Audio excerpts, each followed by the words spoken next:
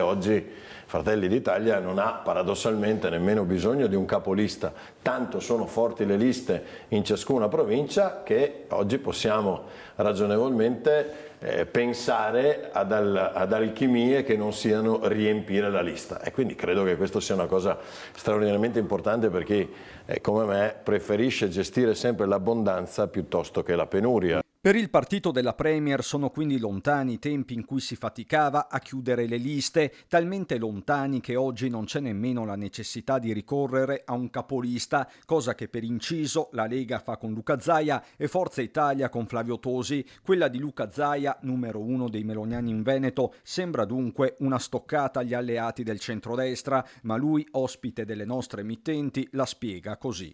È una stoccata a chi dice che Fratelli d'Italia non ha classe dirigente.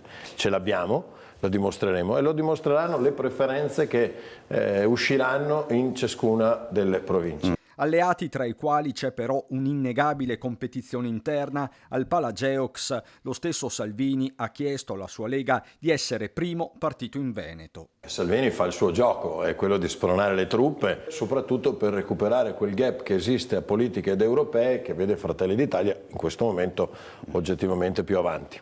E per rimanerci più avanti, Fratelli d'Italia punta molto, se non tutto, sugli amministratori locali. A Treviso, come da prassi, è scattato il commissariamento della segreteria provinciale, visto che Claudio Borgia è candidato. Con me c'è per esempio Marco Della Pietra, che è il sindaco di Spresiano, c'è Arnaldo Pitton, sindaco di Meduna, c'è la Silvia Rizzotto, già sindaco di Altivole e consigliere regionale.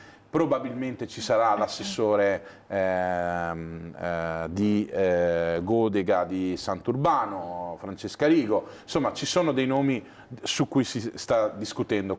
L'ultima parola sui nomi spetterà al direttivo regionale, poi la presentazione delle liste provincia per provincia in attesa di Giorgia Meloni. Adesso stiamo cercando una data che non riusciamo a programmare già adesso, visto che tanti sono gli impegni che Giorgia ha nella conduzione di questa nazione. Comunque mi sento di dirla con assoluta tranquillità che insomma o alla chiusura o comunque a ridosso della chiusura Giorgia Meloni sarà in Veneto.